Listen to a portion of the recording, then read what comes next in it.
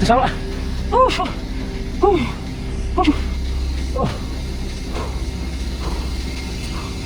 Thế rồi đó. Con trai trở về rồi. Con trai trở lại.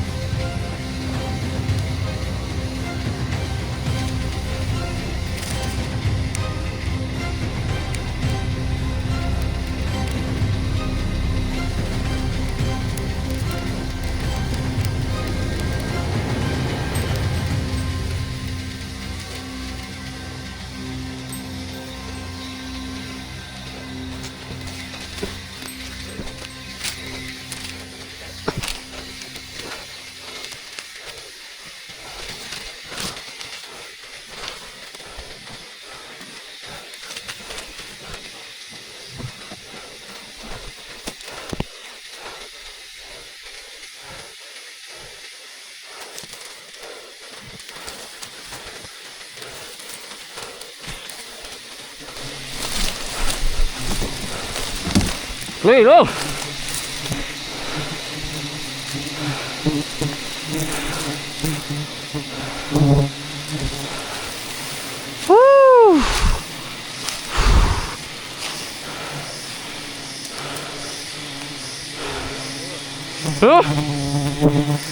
Liếc của Thiệu.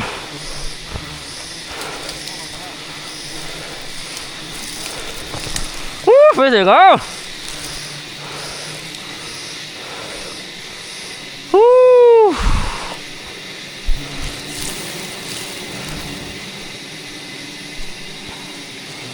Bây giờ khó rồi.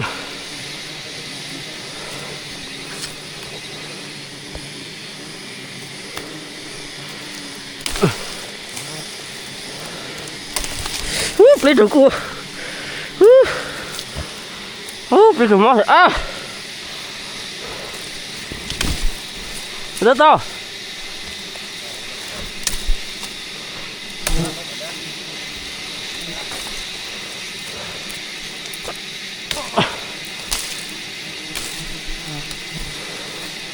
Rồi vào. Xuống sổ đó hả? Nóc lấy thì có giữa. Lại đó.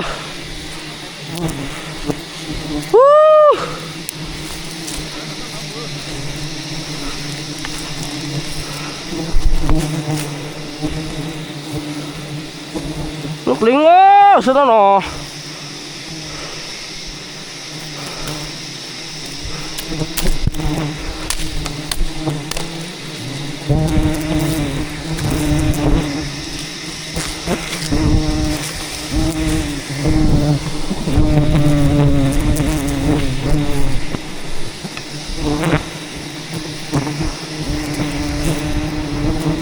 nó mở đây có gì á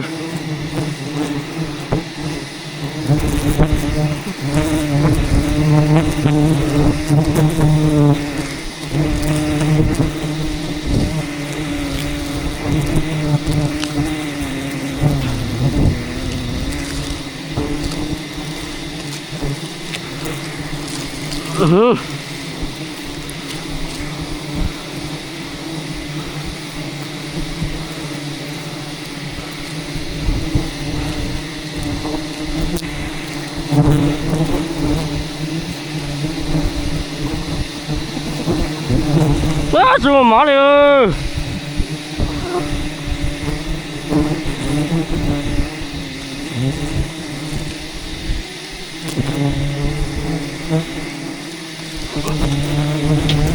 lấy cái gì giờ chín thì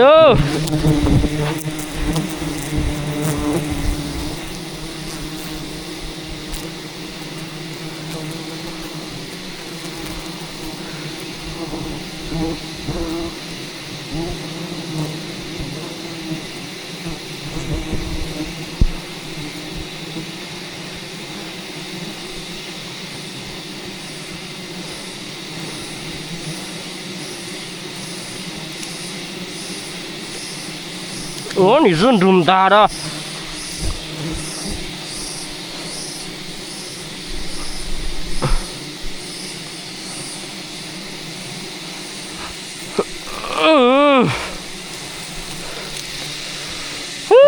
cái gì mà lên gió quất trở lên quất trở cao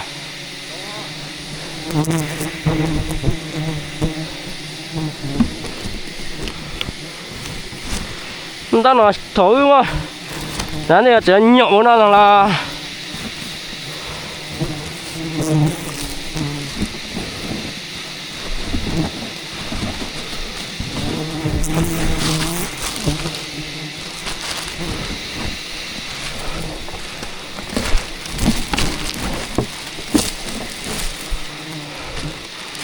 lấy tí ơi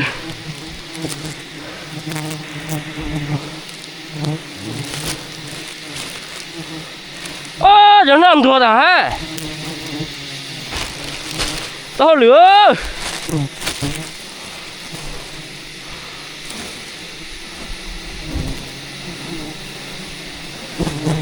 thế à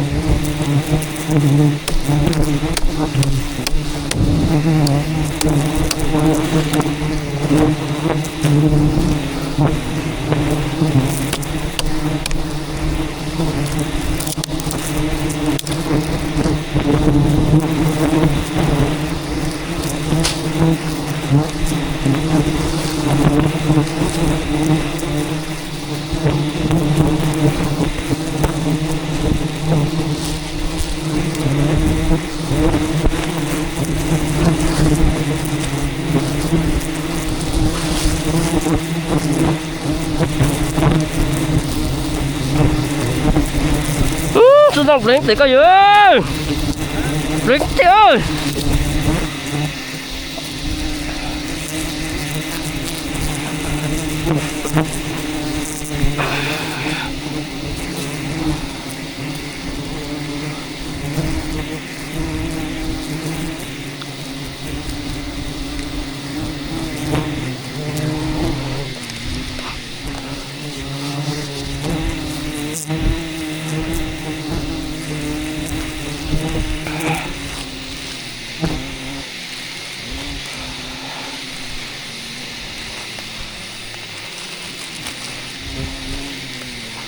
chỉ cho tính được khuôn năng đấy à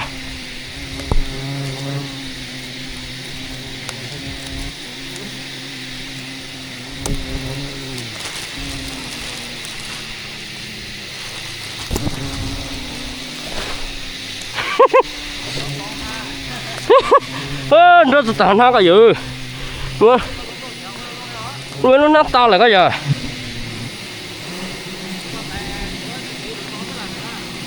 hả cho xe cho nó sao cả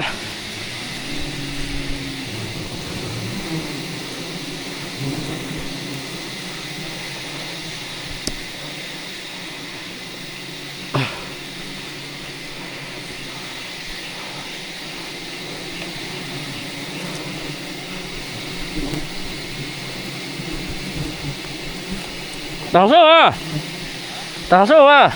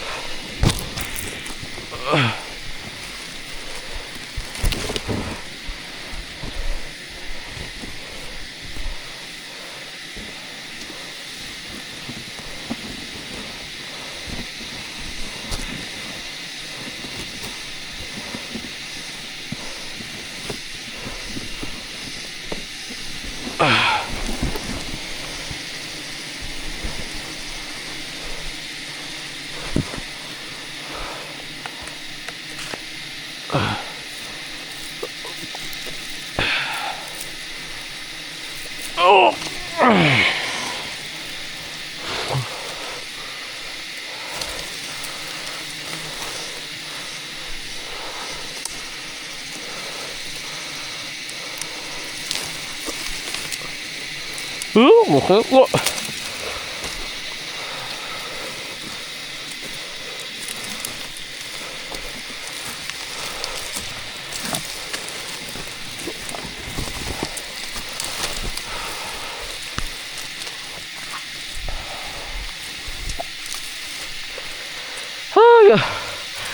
chúng ta là nhiều tờ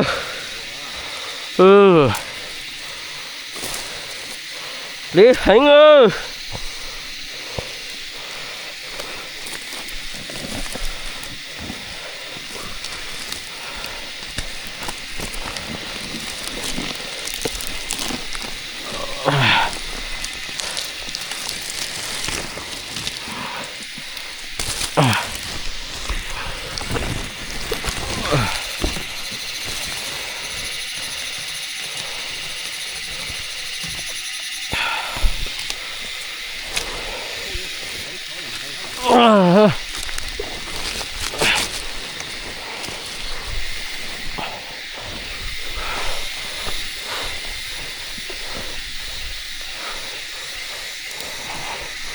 Nó biết gì hả ngơ nó biết gì hả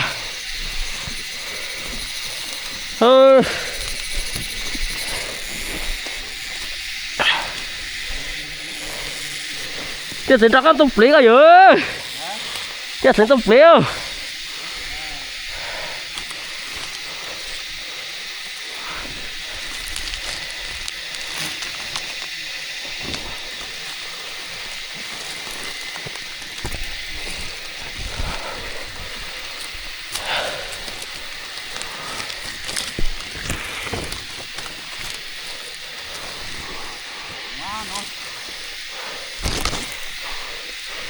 giờ thấy có chứa khỏe có phủ saoเลยthấy giờ có chứa khỏe có phủ sao nè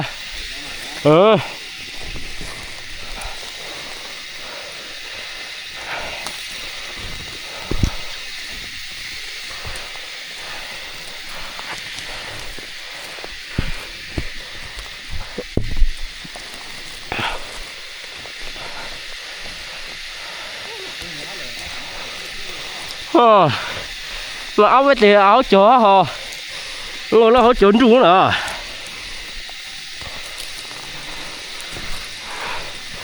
anh để nhầm vang tiền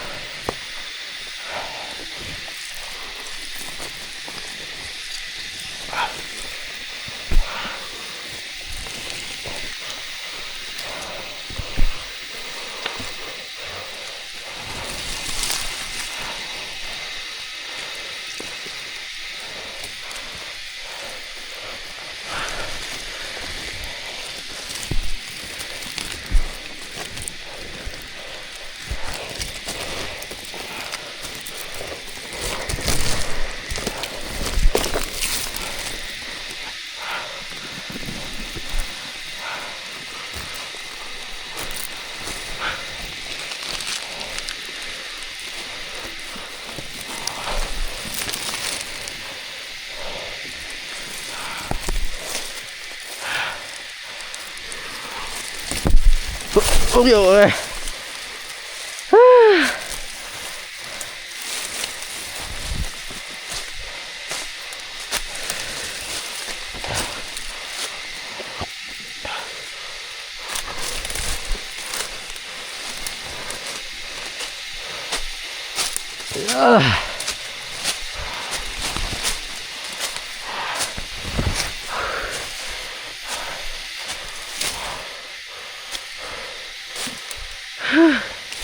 lên móc hết từ sát thế vậy